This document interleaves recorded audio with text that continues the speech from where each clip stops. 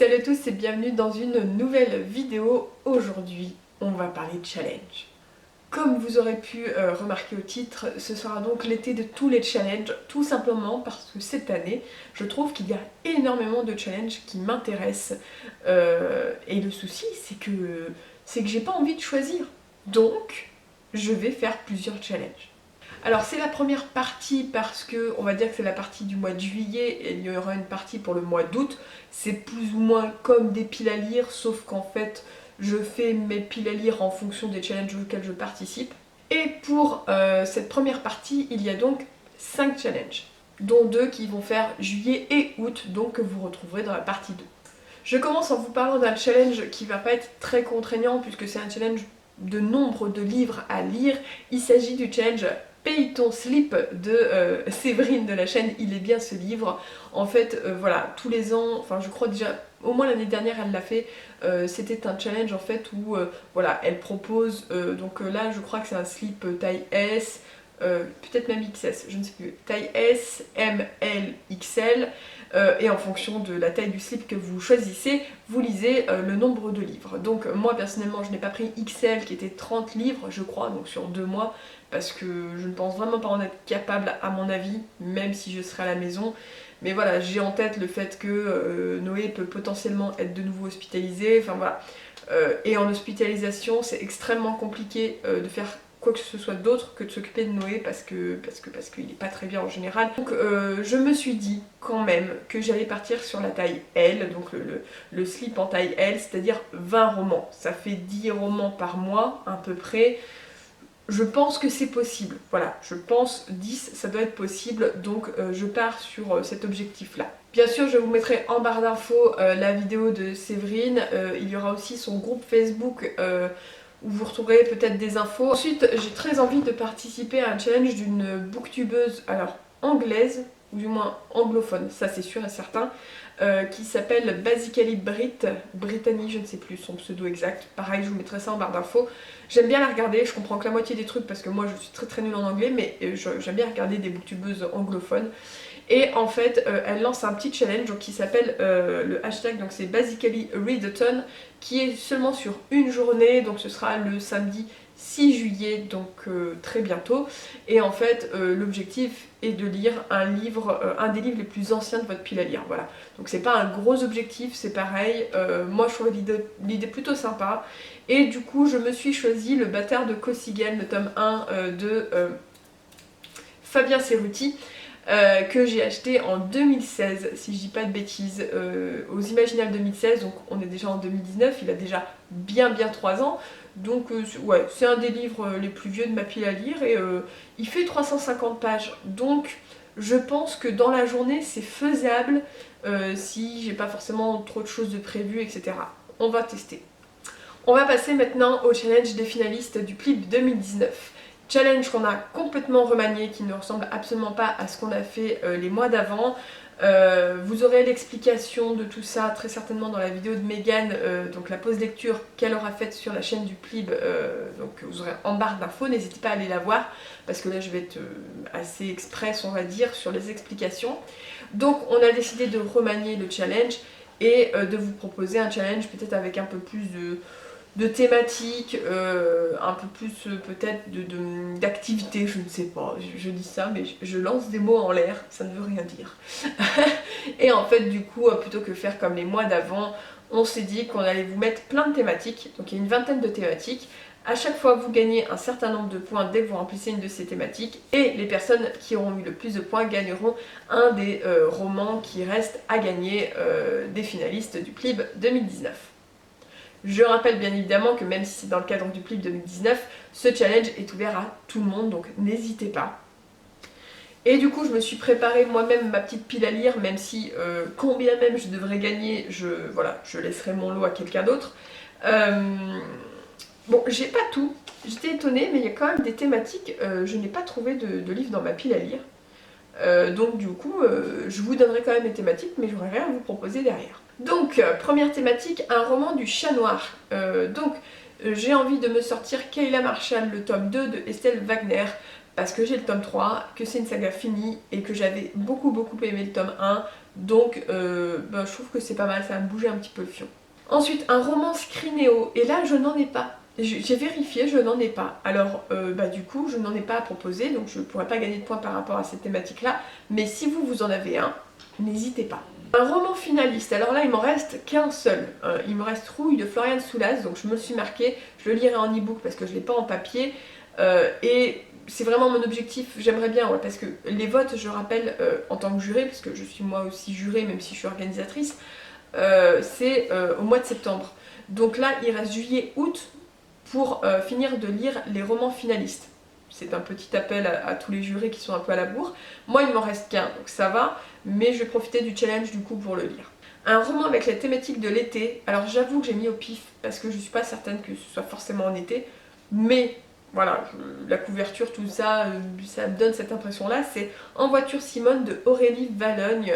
J'avais beaucoup aimé le Aurélie Vallogne que j'avais lu l'année dernière, donc en lecture commune avec Anaïs. Je pense que là on va se le refaire en lecture commune et moi ça me fait penser à l'été en tout cas.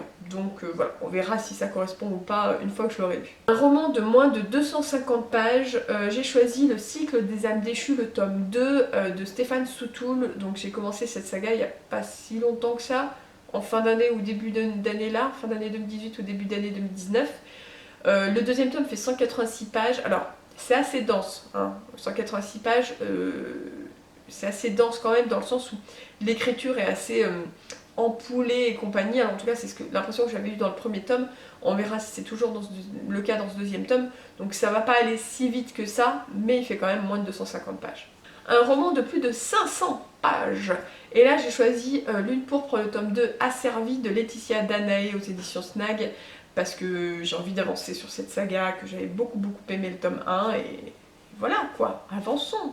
Mais vous savez ma peur des bricasses là, ça m'angoisse moi les bricasses, c'est des livres qui me donnent envie par le résumé, tout ça, mais alors ça m'angoisse. Un roman de SFFF francophone sorti en 2019, et là j'ai décidé de reprendre Sortilège et Engrenage de Adrien Thomas que j'avais débuté, qu'on m'a prêté, que ma copine Harmonie m'a prêté, et je pense qu'il est parfait.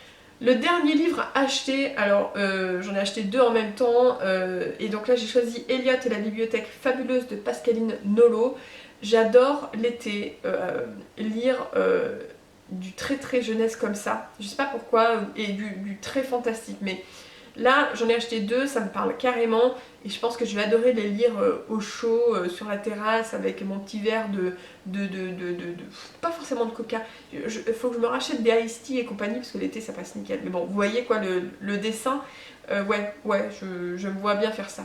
Alors, un des romans les plus vieux de ta pile à lire, j'ai choisi Le Chuchoteur de Donato Carisi. Je veux essayer.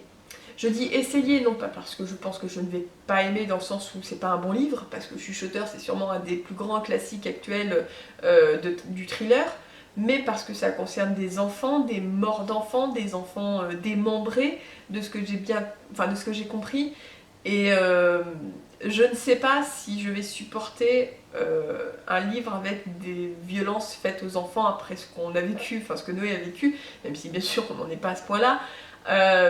Mais j'ai envie de tester parce que je me dis que de toute façon si je le supporte pas, ça sert à rien que je le garde parce que je le lirai jamais. Vous voyez, si là je ne supporte pas de le lire, c'est que de mettre de la distance vis-à-vis de notre histoire à nous, c'est que du coup j'y arriverai jamais, il faut pas se leurrer, et que il faut que je lâche l'affaire avec les romans potentiels, voilà, les romans thrillers qui pourraient concerner des enfants. Vous voyez ce que je veux dire?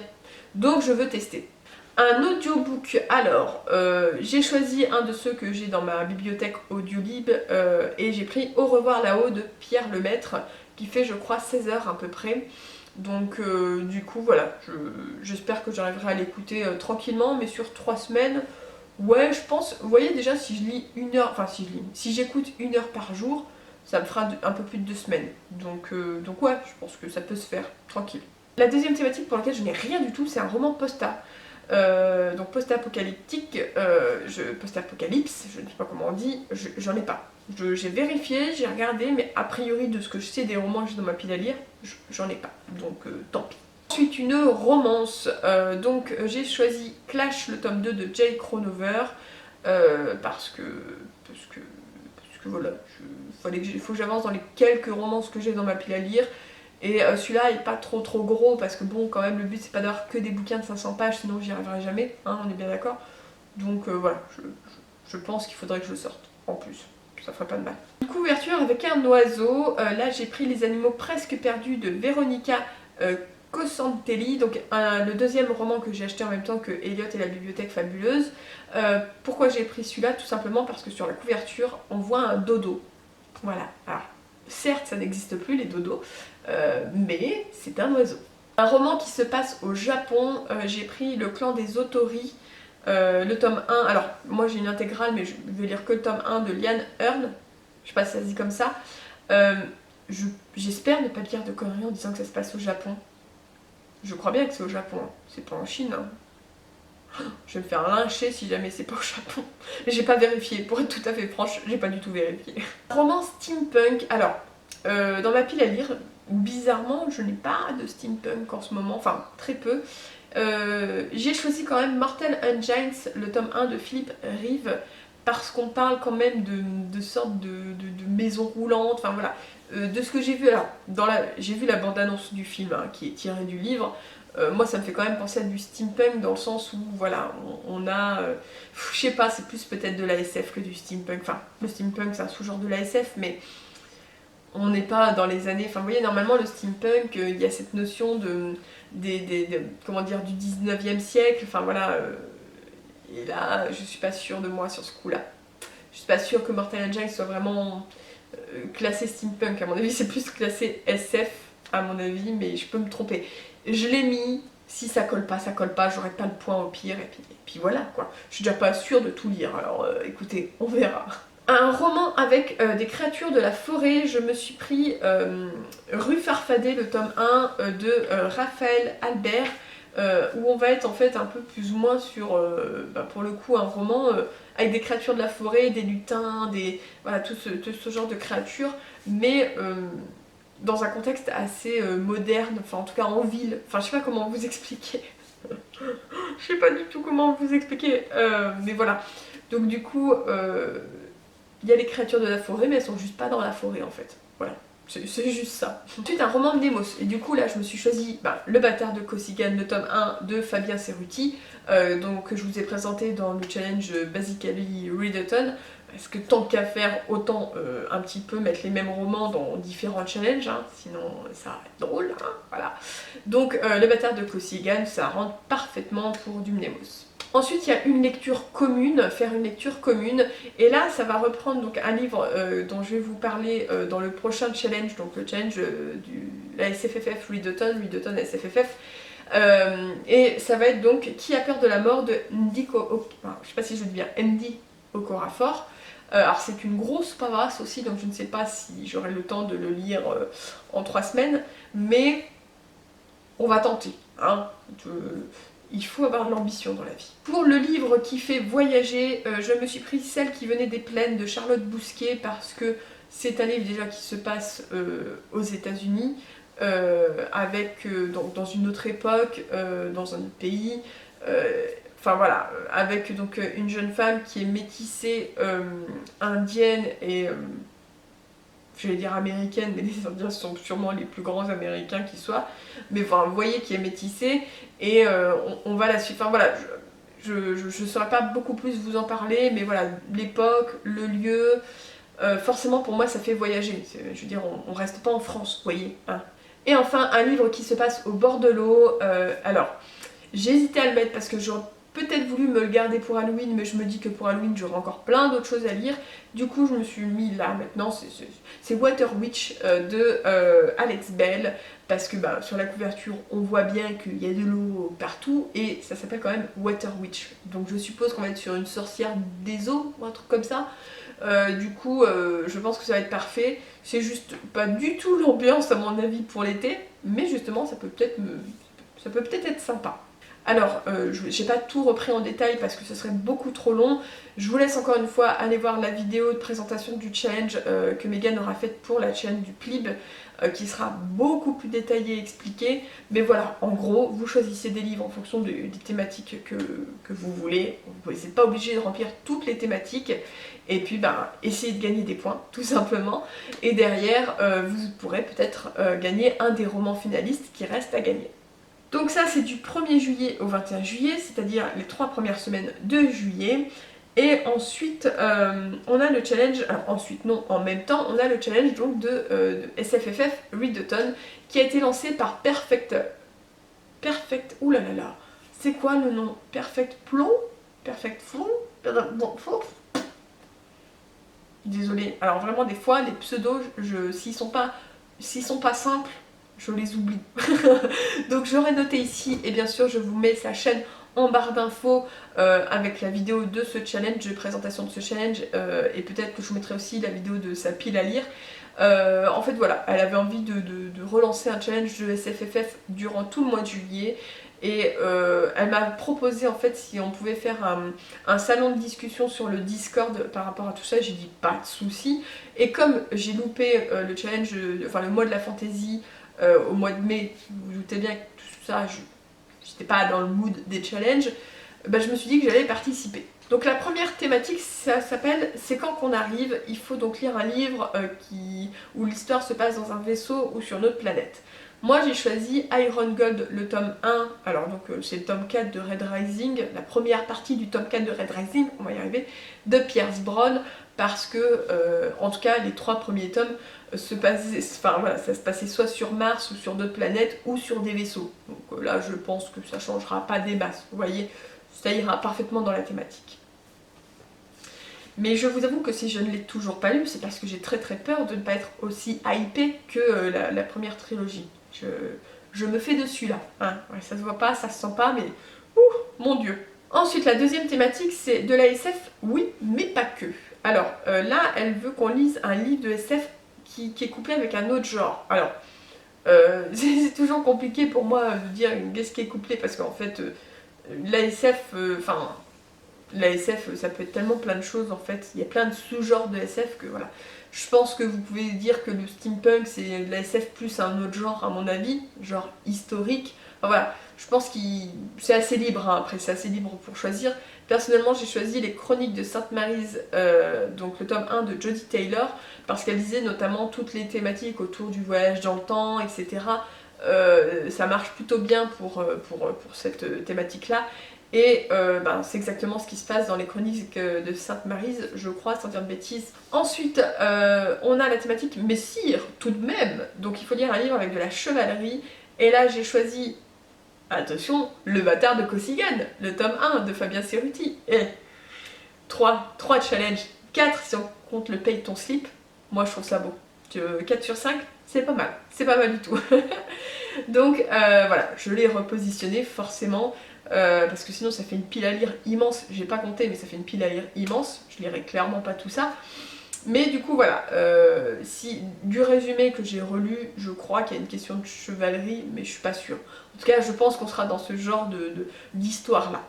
La thématique d'après c'est Du café avec votre sucre, donc c'est un roman de moins de 300 pages, et là j'ai rechoisi également le cycle des âmes déchues, le tome 2 de Stéphane Soutoul. Pareil, je le repositionne, hein, on va pas aller chercher encore un autre bouquin. Ensuite on a de mon temps, il n'y avait pas toute cette technologie, donc là il faut choisir une technologie qui n'existe pas dans notre monde. Et là, pareil, j'ai repositionné un livre que je vous ai déjà présenté, c'est-à-dire Mortal Engines, le tome 1 de Philip Reeve, parce que pour le coup, ça c'est sûr, la technologie dans cet univers n'existe pas actuellement, je ne crois pas, du moins, hein.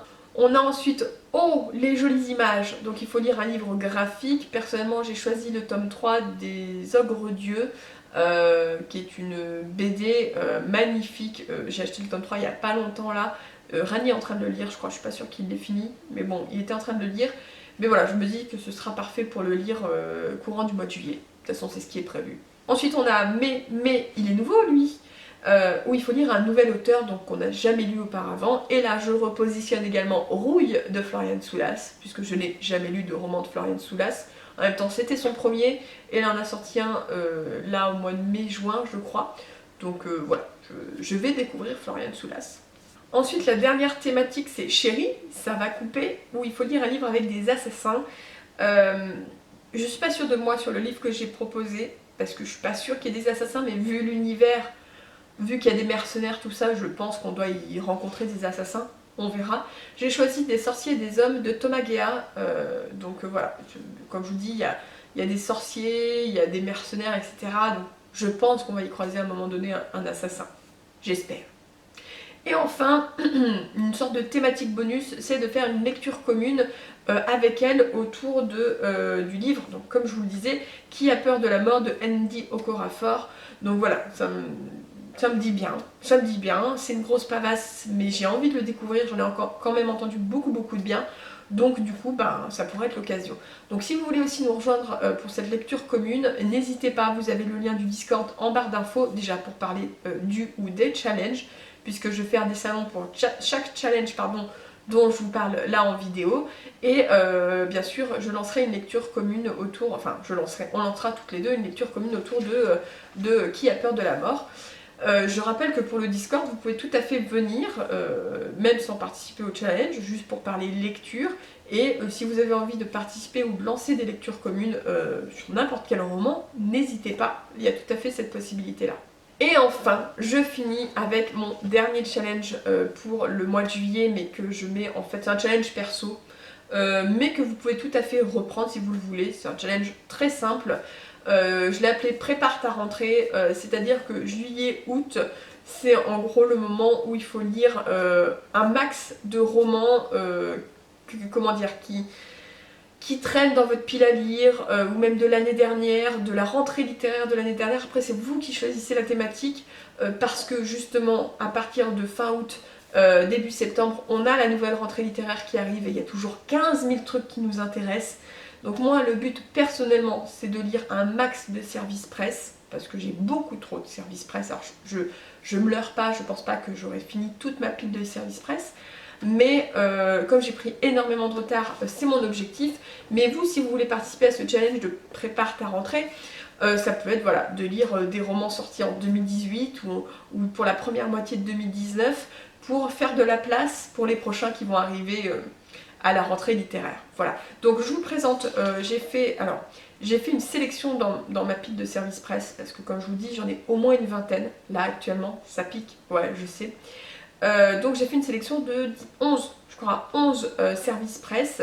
Alors plutôt les plus récents, parce que c'est sûrement ceux qui me donneront le plus envie de les lire, et comme ça au mois d'août je taperai plus dans les plus anciens, voilà. Donc je me suis mis Veggie Tendance Vegan de Charlotte Bousquet, donc un des derniers que j'ai reçu. Ensuite Malenfer, le tome 6 de Cassandra O'Donnell, mais celui-là c'est sûr qu'il va partir comme un petit pain. Ensuite on a Le Tyran des songes de Oren Miller, Les voleurs de vœux, le tome 1 de Jacqueline West, Rosewater de Tade Thompson, Une pourpre, le tome 2 asservi de Laetitia Daney, que j'ai mis dans le challenge donc des finalistes.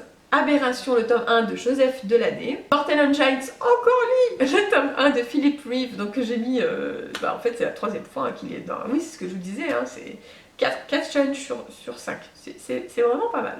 Vraiment pas mal. Red Rising, donc le tome 4, donc Iron Gold, le tome 1, la partie 1, bref, vous avez compris, idem, vous l'avez retrouvé également dans le challenge du Readathon SFFF, et même peut-être dans un autre, je ne sais plus. Et je me suis mis donc Le goût amer de l'abîme de Neil Shusterman, qui en plus a une couverture, alors moi j'ai des épreuves non corrigées, mais une couverture parfaite pour l'été. Et Les chroniques de Sainte-Maryse, le tome 1 de Jodie Taylor, dont je vous ai parlé également dans un autre challenge. Donc ça c'est ma sélection, je suis pas du tout certaine de tout lire, mais j'aimerais bien. En gros, tout ce que je vous ai présenté, c'est pour le mois de juillet, voire peut-être aussi le mois d'août. Hein, voilà, ça va certainement partir un petit peu sur le mois d'août. Bien sûr que je vais pas tout lire, faut pas se leurrer, j'ai Noé à s'occuper, on a pas mal de rendez-vous médicaux pour lui, d'autres rendez-vous. Je me mets un objectif, je me mets une grosse pile à lire, mais je sais que je vais pouvoir me faire plaisir à les piocher, voilà, comme j'en ai envie. Donc écoutez, j'espère que cette vidéo vous a bien plu. Je pense qu'elle aura été très longue. Je finis en vous rappelant, comme je vais le faire là prochainement dans les semaines à venir à chaque fois, le Ulule pour la remise de prix du Plib 2019 est ouvert. N'hésitez pas, s'il vous plaît, à nous soutenir, à participer. Il y a plein de trucs très sympas et qui vont arriver dans les semaines à venir. D'ailleurs, on fait des vidéos pour présenter les contreparties qui arrivent. Donc, on les met en ligne le jour même. Donc, n'hésitez pas aussi à suivre la chaîne YouTube du Plib parce que vous avez plein d'infos dessus. Et vous trouverez bien sûr tout ça en barre d'infos. De toute façon, la barre d'infos est votre amie. Voilà. Donc n'hésitez pas à me dire ce que vous avez pensé de cette vidéo, de ces challenges, si vous souhaitez participer, pas participer. Allez-y, n'hésitez pas en commentaire. Et moi je vous dis à bientôt pour une nouvelle vidéo. Bye bye.